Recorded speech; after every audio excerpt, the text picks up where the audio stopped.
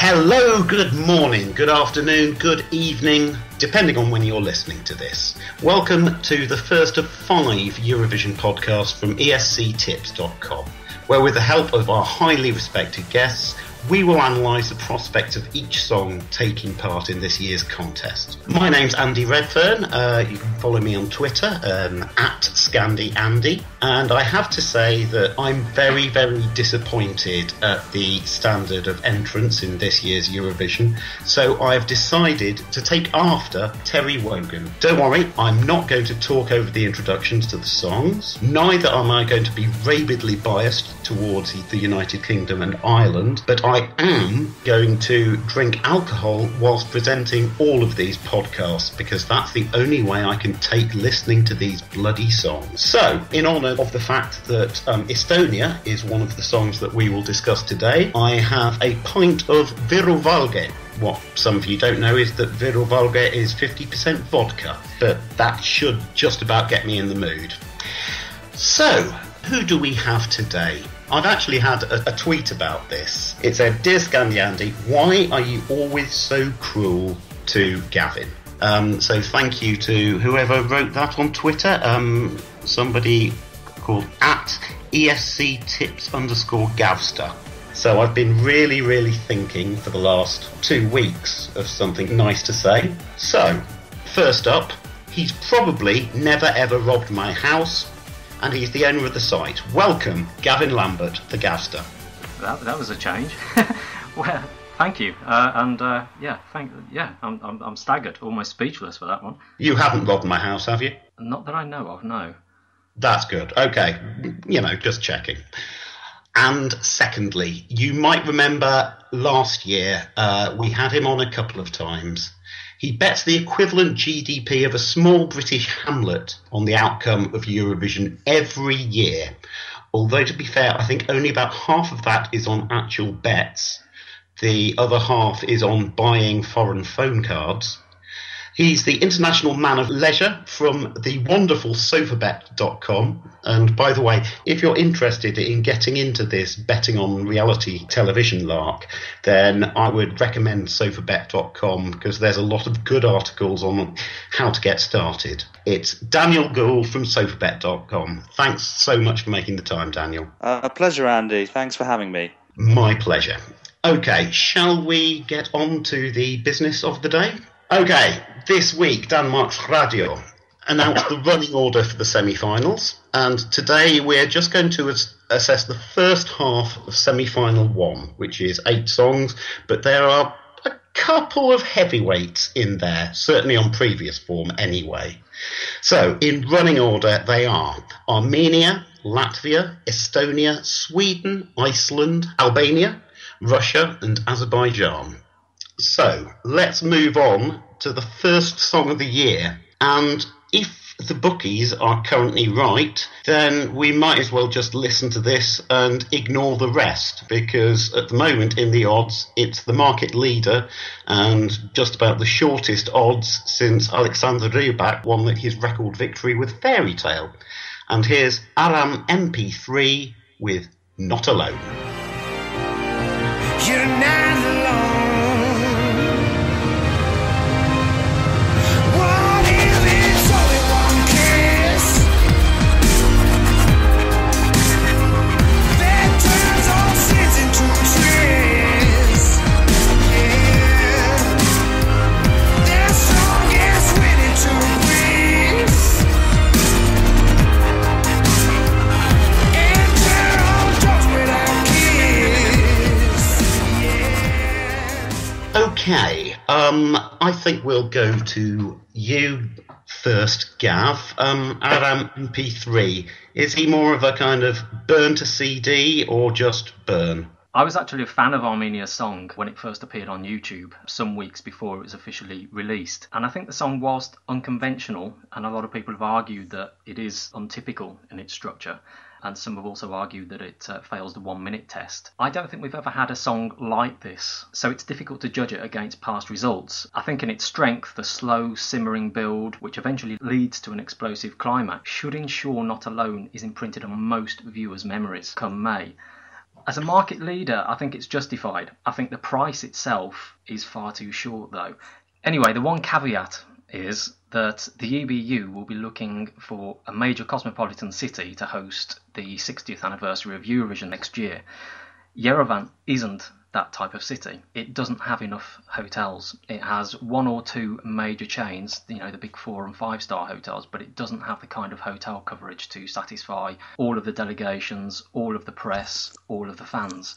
So from the EBU's point of view, I don't think they want Armenia to win this year's contest. Well, quite. Is there any chance that this won't qualify, though, do you think, Gav? Not a chance. Not a chance. Okay, Daniel, this is the favourite, and if past form is to be taken into account, maybe we'll have Azerbaijan reciprocating and pulling out of next year's contest if it's held in Yerevan. Do you think that that's a risk?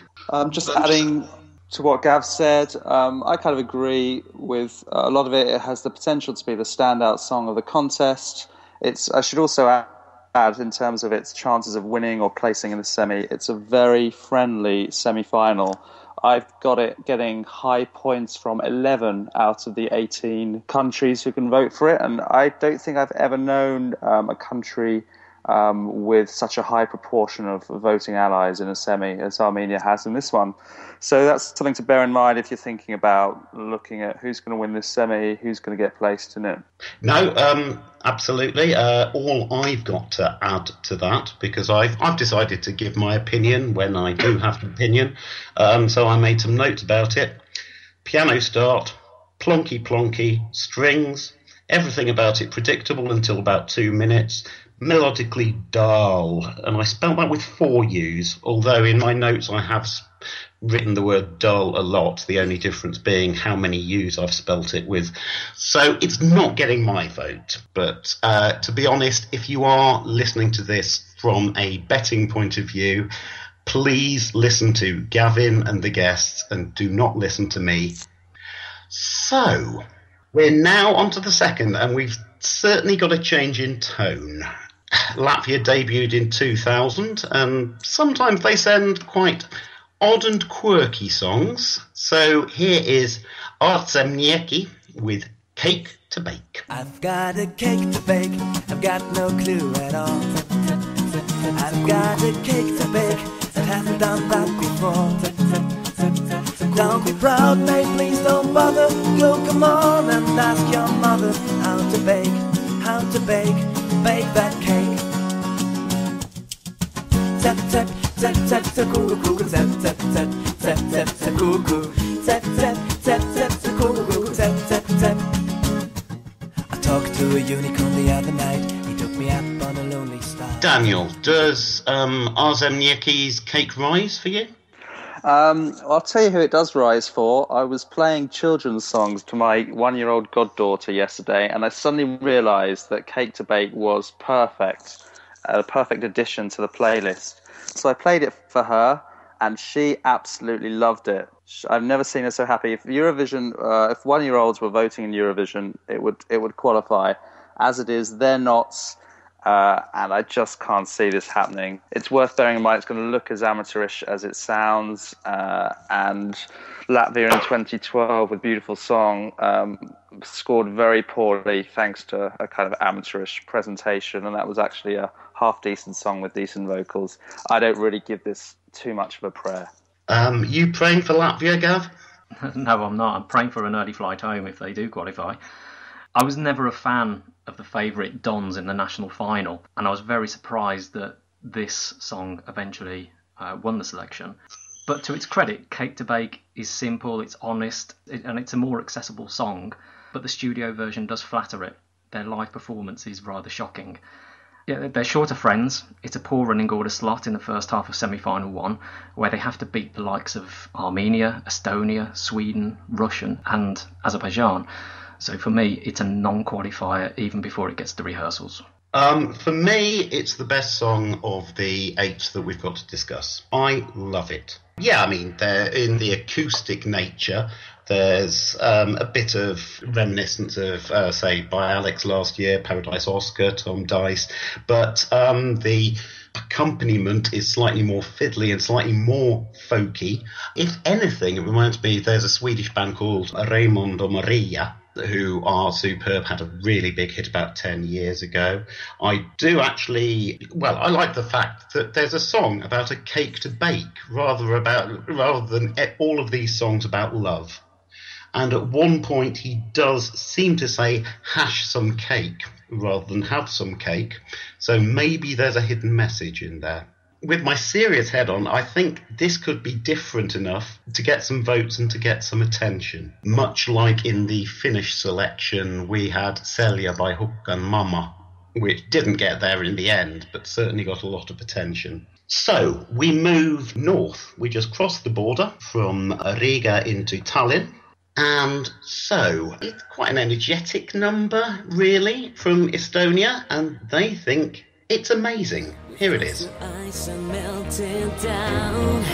We chased the stars and fell to the ground. Couldn't care less. This feeling inside. You're all that I have. I need you back. Do you hear me screaming? Stay, amazing life. Do you hear me screaming?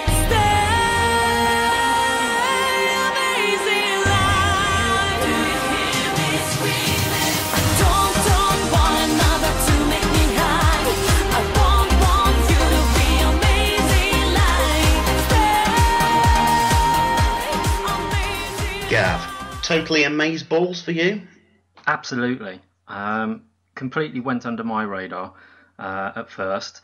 And the Euphoria comparisons look set to continue for the next decade. Amazing offers something different this year, in my opinion. The verses, chorus and bridge, they're all really well packaged and radio friendly. Add the highly energetic choreography and flawless vocal. I find it strange that Estonia is still available at 200 to 1 plus. Given Tanya's vocal strength, Estonia might be the one to watch in Copenhagen. It should qualify with ease, and it should be a threat in the final. So, Daniel, under the radar now, is that because it's kind of sneaking up on you, or is that because it's crashed and died? Yeah, I'm a bit slower on the uptake than Gav with Estonia. It was actually only on when the recap videos of the semi-finalists in the correct running order started appearing online in the last day or two that it did actually really stand out for me. Otherwise, beforehand, I can see its charms, but I found it a little bit generic, and obviously there were the Euphoria comparisons too. But Tanya's great. It does stand out as a good upbeat tune in this ballad-heavy semi. So it is growing on me. I'm a little slower on the uptake, but it is growing on me. I mean, personally, I didn't find it generic. I found it, backing-wise, incredibly dated. The backing reminds me of It's My Life by Dr. Alban, which was, 1991? I don't see the Euphoria, I mean, apart from being upbeat, but it's really quite early 90s for me. Any comments on that? I'm not quite as keen on the song as Gav. I think the presentation rather kind of helps add to the Euphoria comparisons. There she is doing all those sort of contemporary dance moves and sort of jumping around the guy. So that's partly why the comparisons have come. No, fair enough. Okay, and so we go further north again. It seems like we're not leaving the Baltics, really, because we're going north to Sweden. Finally, at about the, I think, 27th attempt of trying, Sanna Nilsson finally managed to win Melody Festivalen. Here is Sanna with Undo. Save me, oh, I'm gonna save me, far away from all the crazy lights. Hear the rumble, hear my voice. Undo mindset, undo what hurts so bad, undo my pain. Gonna get out through the rain.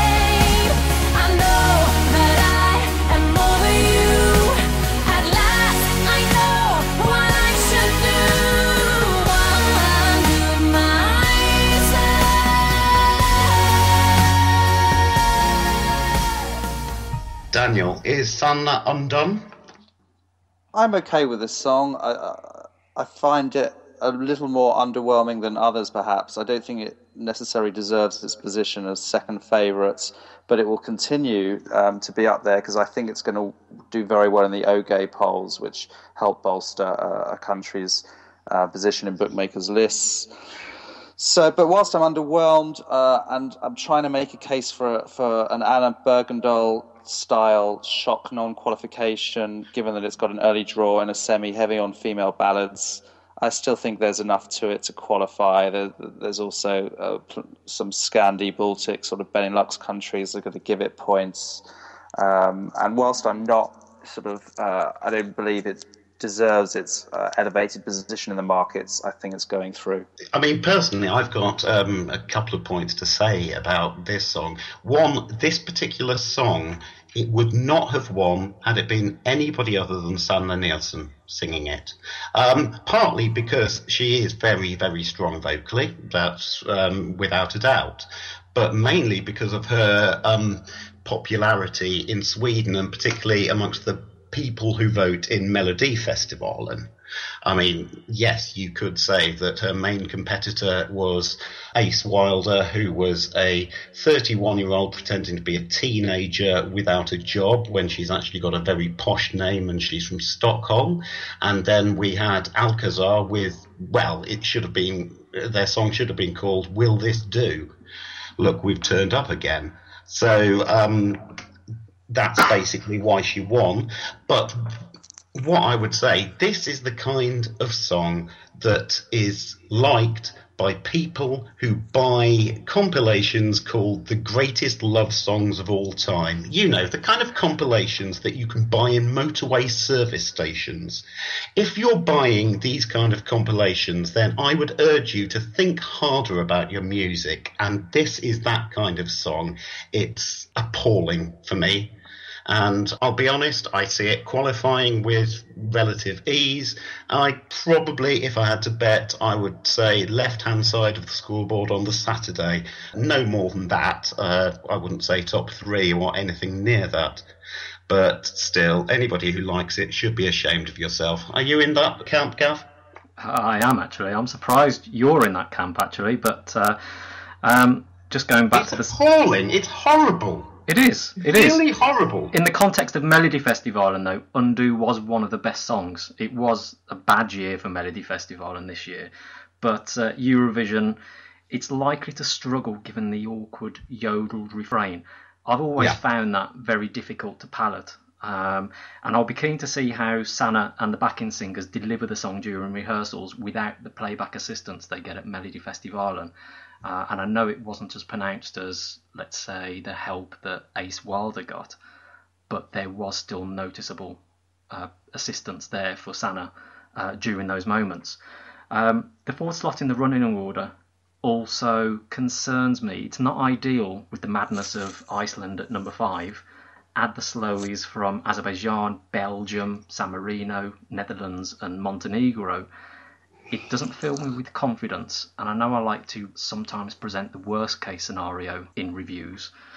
I do think there is a chance of Sanna being forgotten. There are two big allies in Denmark and Iceland to support them, but beyond those I'm struggling to register the big points for Sweden. But there's surely no chance of her not qualifying, though. I mean, I'm talking about my thinking hat on rather than my heart here, but if you see what I mean. But there's surely no chance of her not qualifying. It's not something I'd put massive money on not qualifying, but then again, I'm still not in a mood to put massive money on Sweden qualifying. Given the tricky nature of the song and given its position in the running order, I would have to see a rehearsal before even pledging a penny. I'd probably be a layer at this point, as Daniel suggests, as the OGAY poll continues to support Sanna Nielsen.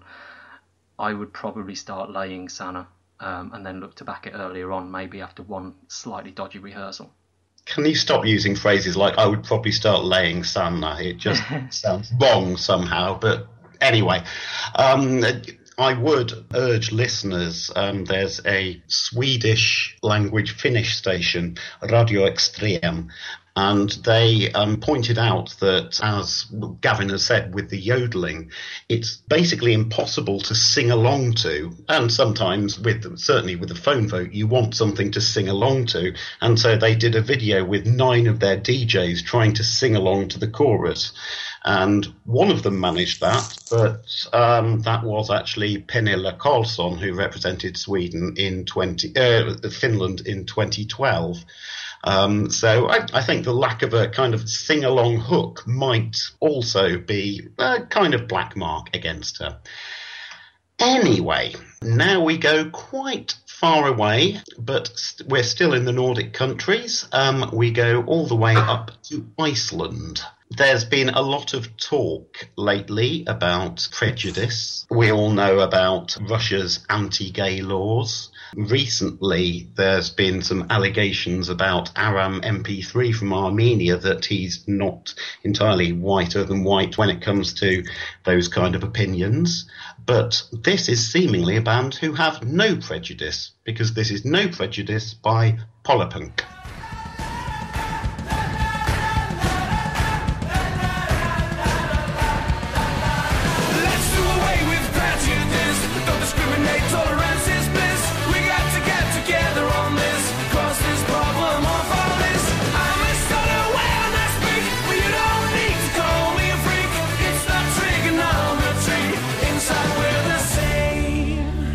Daniel, are you prejudiced against this? I'm prejudiced against the way it's staged and it comes across.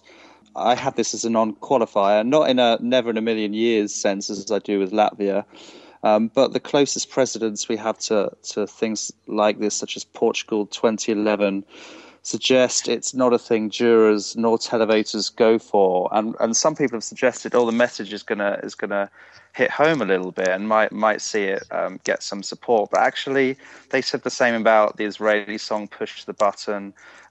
Songs in Eurovision with messages actually don't tend to do necessarily very well. So I have to have this down as a non-qualifier in the circumstances.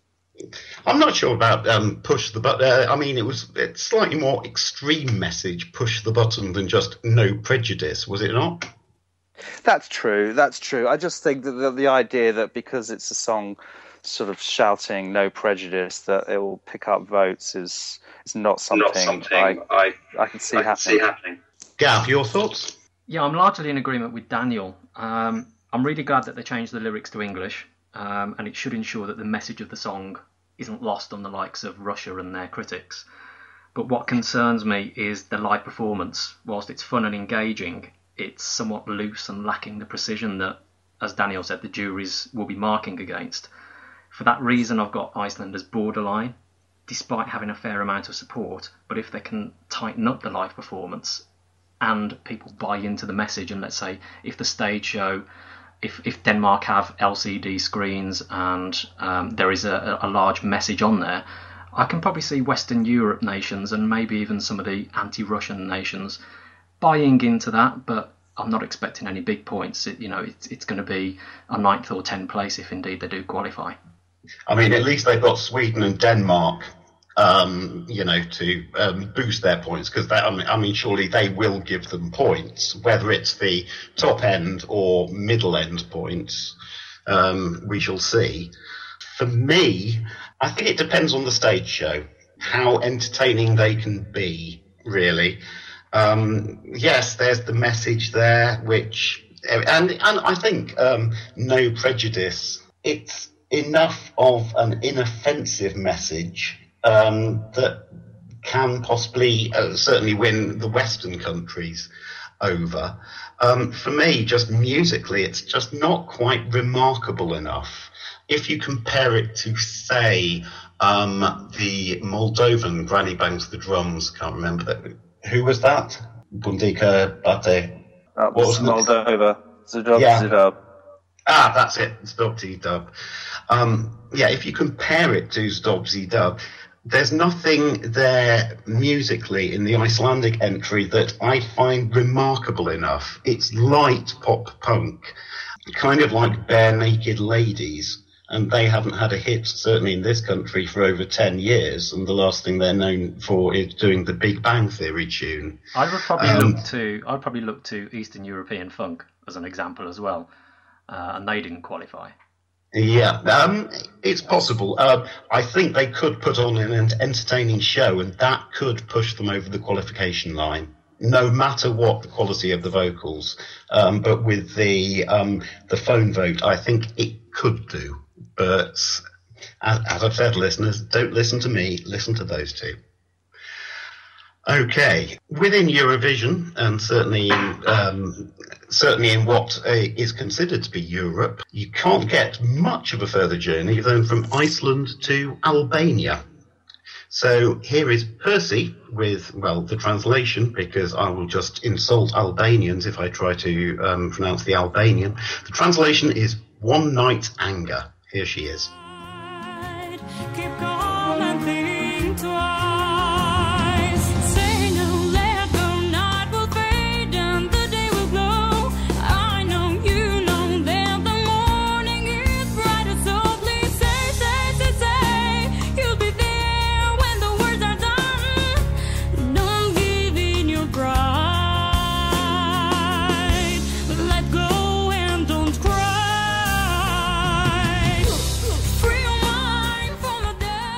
How much anger do you feel, Gav? Not much. I don't feel any emotion to this at all, which really suggests how powerful the song is and what impression it leaves. When Hersey was originally selected, I commented that the song lacked any variation.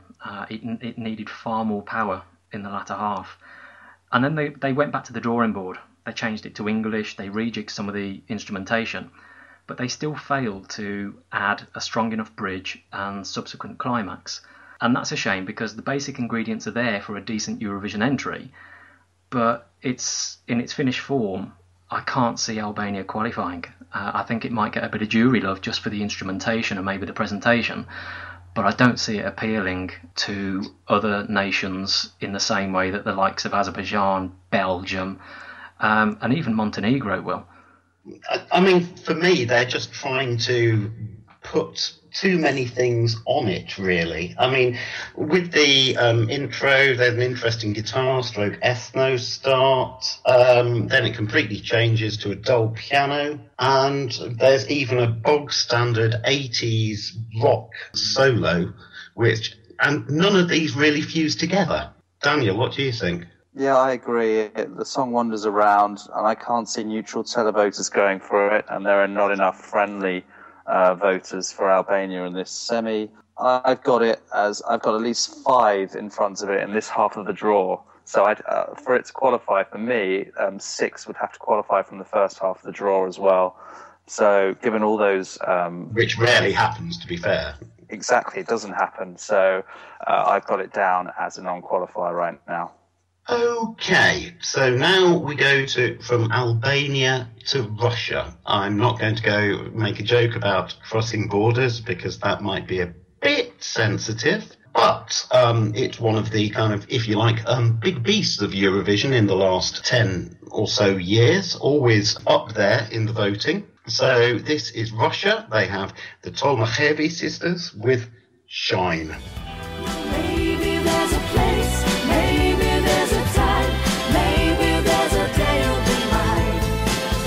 No, something's gotta give, make a brighter day. All we gotta say, shine into my darkness, shine into the night, my rising sun. Drive away the madness. Can you be a masterpiece of love?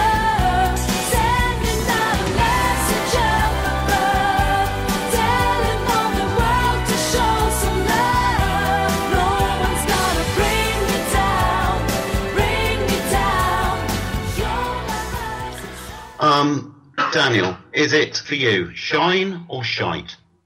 I think it's as bland and vanilla as it gets.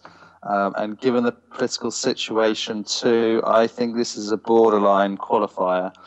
I have it at 10. Don't say borderline. Don't say borderline. Quite what side of the border it falls on, we'll have to wait and see what develops in May, won't we? I have it at 10th at the moment on my list, but at the odds, clearly laying it is the value. It's worth bearing in mind that in a small semi, if you top the televotes because of a large Russian, ethnically Russian population in places like Latvia or Estonia, and come bottom in the jury vote, you're still possibly getting 3 or 4 points. That might just be enough. But at the odds, I'd rather be a layer.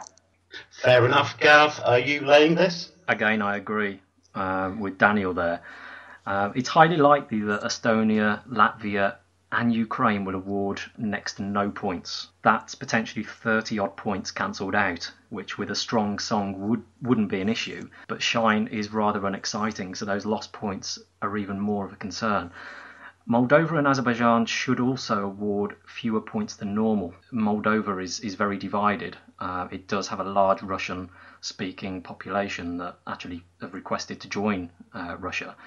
And Azerbaijan... In Transnistria, yes. Yep. And it's conceivable that the Moldovan jury rank the Russian song lower than perhaps the multi-voting Russians in that region. Plus, we may as well avoid the West vote. I doubt any of these nations' televotes will support Russia enough to overturn the jury ranking. I currently have, like Daniel, Russia as a borderline qualifier. They are expected to have a strong stage show. I can't remember the guy's name, but... Focus. Thank you. Sorry, excuse me, Gav. Same to you. I think with a strong stage show, I think Russia could sneak 7th or 8th in this final. But I doubt top 10 is an option at all this year. Okay, fair enough. I mean, I'm just reading my notes from when I heard the Russian entry, and I've just put nothing to say. That's how it affected me. I mean, yes, we can talk about the political things. Not sure about how the ones with the large Russian diaspora will go. Particularly Estonia has a very large Russian-speaking population, but we'll have to see whether that translates into votes for Mother Russia. It's going to be an interesting case. Anyway, we now go on to the last song that we're discussing in this podcast. It is song number 8. It is Azerbaijan, Dilara, Starting a Fire. Stay nice,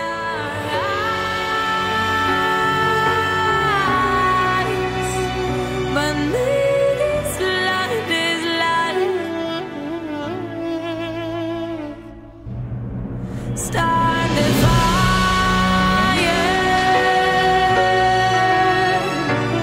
start the